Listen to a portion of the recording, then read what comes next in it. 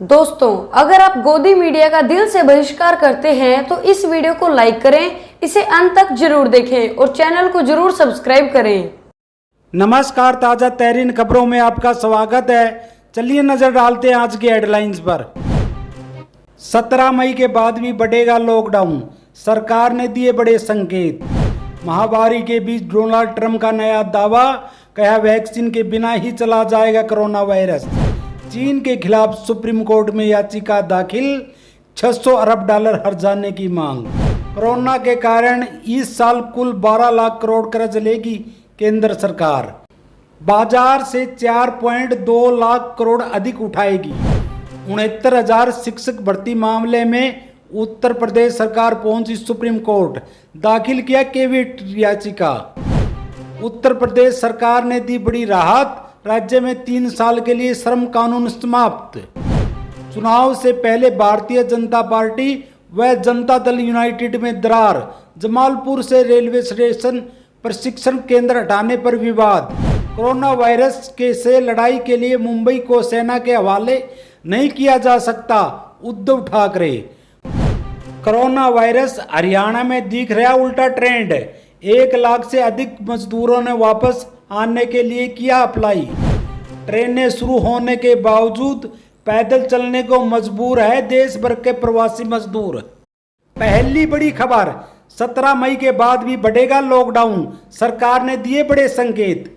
17 मई के बाद लॉकडाउन बढ़ेगा या नहीं, इस पर सरकार ने अभी तक कोई फैसला नहीं दिया है, लेकिन ऐसे कई संकेत सामने आ रहे हैं जिसके बाद यह कहा जा सकता है कि 17 मई तक ही लॉकडाउन नहीं रहने वाला। सरकार ने अभी तक यह स्पष्ट नहीं किया है कि, लेकिन हम आपको कुछ ऐसे बात बताने जा रहे हैं जिसके बाद आपको भी लगेगा कि नहीं, लॉकडाउन तो आगे भी बढ़कर ही रहेगा। खबरों की माने तो देश के 3 बड़े संस्थान अभी भी लॉकडाउन समाप्त करने के विचार से सहमत नहीं है। एम्स के डायरेक्टर पहले ही यह बात कह चुके हैं कि लॉकडाउन जब तक है तब तक ही इसका प्रभाव दिखेगा। यदि लॉकडाउन को जल्द खत्म किया जाता है तो इसका देश को बड़ा नुकसान झेलना पड़ सकता है। उन्होंने कहा कि जून जुलाई में पुराना भारत में चरम पर होगा। आईसीएमआर के डायरेक्टर का भी कहना है कि लॉकडाउन खत्म करने के पक्ष में अभी वह नहीं है, सरकार को इसे जारी रखना चाहिए। देश में अभी तक 56,000 के पार कोरोना मरीज पॉजिटिव है, लेकिन 40,000 का अभी भी इलाज चल रहा है। वहीं देश में मौतों का आंकड़ा भी बढ़ता चला जा रहा है। अब तक लगभग 2,000 लोगों ने अपनी जान कोरोना से गंवा दी है।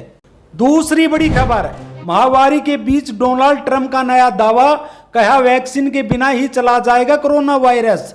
दुनिया का सबसे ताकतवर देश अमेरिका कोरोना वायरस महामारी की चपेट में है। देश में 2 महीनों में कोरोना से 78,000 लोगों की मौत हो गई है। इस बीच अमेरिकी राष्ट्रपति डोनाल्ड ट्रंप ने दावा किया है कि कोरोना वायरस बिना वैक्सीन के ही खत्म हो जाएगा। उन्होंने ये भी कहा कि अमेरिका महानता की तरफ बढ़ रहा है। ये बात राष्ट्रपति ट्रंप ने व्हाइट हाउस में अपनी पार्टी रिपब्लिकन के सांसदों के बातचीत के दौरान कही। ट्रंप ने कहा कोरोना बिना वैक्सीन के ही चला जाएगा, फिर दोबारा नहीं आएगा। इससे पहले भी दुनिया में ऐसे वायरस और फ्लू आए, उनकी वैक्सीन नहीं मिली और फिर गायब हो गए और दोबारा नहीं आए।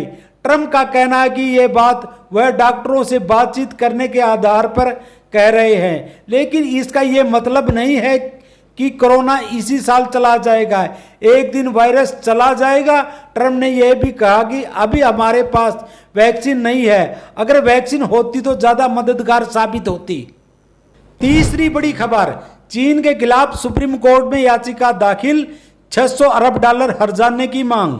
कोरोना वायरस महामारी फैलाने के आरोप को लेकर चीन से 600 अरब डॉलर हर्जाने की वसूलने के लिए केंद्र सरकार को अंतर्राष्ट्रीय अदालत आईसीजे जाने के निर्देश संबंधी याचिका सुप्रीम कोर्ट में दाखिल की है।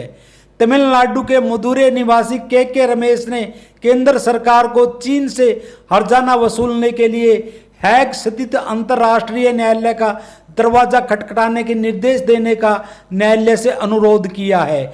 याचिकाकर्ता ने कानून मंत्रालय, स्वास्थ्य मंत्रालय, सामाजिक न्याय और अधिकारित मंत्रालय को इसमें पक्षकार बनाया है। याचिका में कहा गया है कि इस बात के पुख्ता सबूत है कि कोरोना वायरस की उत्पत्ति वुहान इंस्टीट्यूट ऑफ वायरोलॉजी से हुई है। याचिकाकर्ता का कहना है कि उसने शीर्ष अदालत का रुख इसलिए किया है क्योंकि एक नागरिक आईसीजे में याचिका दायर नहीं कर सकता। याचिकाकर्ता के अनुसार चीन जानबूझकर भारत और पूरी दुनिया को गुमराह करने की कोशिश कर रहा है। चौथी बड़ी खबर, कोरोना के कारण इस साल कुल 12 लाख करोड़ कर्ज लेगी केंद्र सरकार, बाजार से 4.2 लाख करोड़ अधिक उठाएगी। भारत में जारी कोरोना वायरस के कहर के बीच इस वैश्विक महामारी का असर हमारे देश की अर्थव्यवस्था पर कितना पड़ रहा है, यह बात को इस खबर से समझा जा सकता है। दरअसल केंद्र सरकार ने कोविड-19 के चलते राजस्व में आई कमी की भरपाई के लिए चालू वित्त वर्ष 2020-21 के लिए बाजार से उधारी सीमा में 4.2 लाख करोड़ की बढ़ोतरी कर इसे कुल 12 लाख करोड़ रुपए कर दिया है। इससे पहले सरकार ने बजट 2020-21 में बाजार से कुल 7.8 लाख करोड़ ऋण लेने का अनुमान रखा था। इसका मतलब साफ है कि एक्स्ट्रा 4.2 लाख करोड़ रुपए जो लिए जाएंगे उसे कोरोना से इकोनॉमी को बचाने पर खर्च किया जाएगा। पांचवी बड़ी खबर, 69,000 शिक्षक भर्ती मामले में उत्तर प्रदेश सरकार पहुंची सुप्रीम कोर्ट, दाखिल किया कैविएट। 69,000 शिक्षकों की भर्ती के मामले में उत्तर प्रदेश सरकार सुप्रीम कोर्ट पहुंच गई है। यहां उसने एक कैविएट दाखिल कर कहा है कि इलाहाबाद हाई कोर्ट के फैसले पर सुप्रीम कोर्ट बिना उसे सुने कोई निर्देश जारी न करे। सुप्रीम कोर्ट में कैविएट दाखिल कर उत्तर प्रदेश सरकार ने यह कहा है कि अगर हाई कोर्ट के फैसले को सुप्रीम कोर्ट में चुनौती दी जाती है तो उत्तर प्रदेश सरकार के पक्ष को सुने बिना सुप्रीम कोर्ट कोई आदेश जारी ना करे।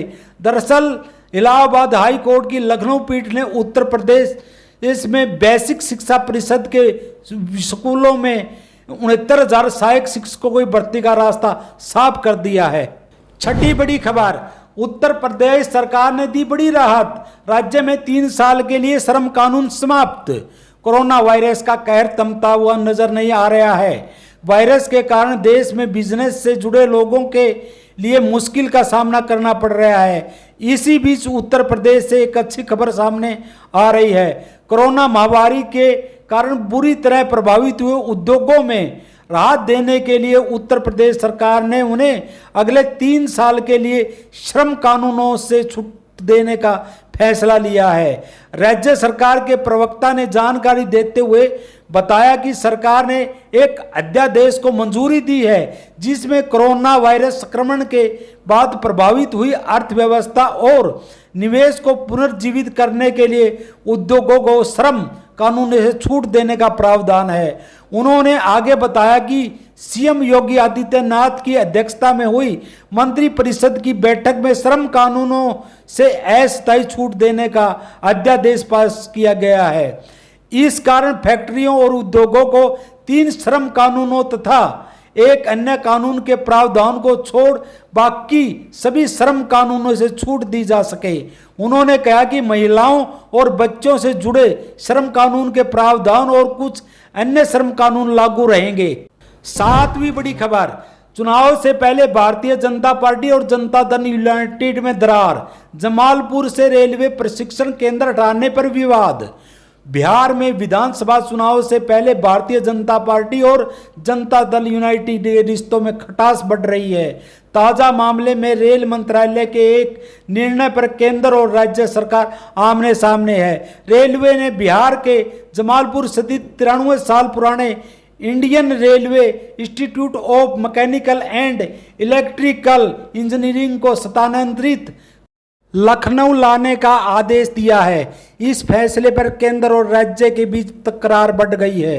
बिहार के सीएम नीतीश कुमार ने जहां रेल मंत्री पीयूष गोयल को पत्र लिखकर इस फैसले के औचित्य पर सवाल उठाया है। इस पत्र में नीतीश ने कहा कि यह संस्थान राज्य के समृद्ध विरासत का प्रतिनिधित्व करता है। बिहार के साथ इस संस्थान का ऐतिहासिक संबंध है। जरूरत इसे मजबूत करने की है, न कि इसे बिहार से अलग करने की। 8वीं बड़ी खबर, कोरोना वायरस से लड़ाई के लिए मुंबई को सेना के हवाले नहीं किया जा सकता, उद्धव ठाकरे। महाराष्ट्र के मुख्यमंत्री उद्धव ठाकरे ने कोरोना वायरस से सबसे अधिक प्रभावित मुंबई से सेना तैनात करने की अटकलों को खारिज कर दिया है। हालांकि उन्होंने कहा कि अगर जरूरत पड़ी तो केंद्रीय बलों की मांग की जा सकती है। ठाकरे ने कहा कि राज्य में कोरोना वायरस का चक्कर अभी टूटा नहीं है। उन्होंने आश्वासन दिया है कि ये सभी जगह और विशेषकर मुंबई में पर्याप्त चिकित्सा सुविधाएं उपलब्ध है। महाराष्ट्र में कोरोना वायरस संक्रमितों की संख्या 19,000 के पार हो गई है। इनमें से करीब 12,000 मामले अकेले मुंबई से सामने आए हैं। ठाकरे ने लोगों से अफवाहों पर ध्यान न देने की अपील करते हुए कहा कि महाराष्ट्र सरकार जरूरत पड़ने पर केंद्र से अतिरिक्त कर्मियों की तैनाती का अनुरोध कर सकता है, ताकि चरणबद्ध तरीके से पुलिसकर्मी आराम कर पाए।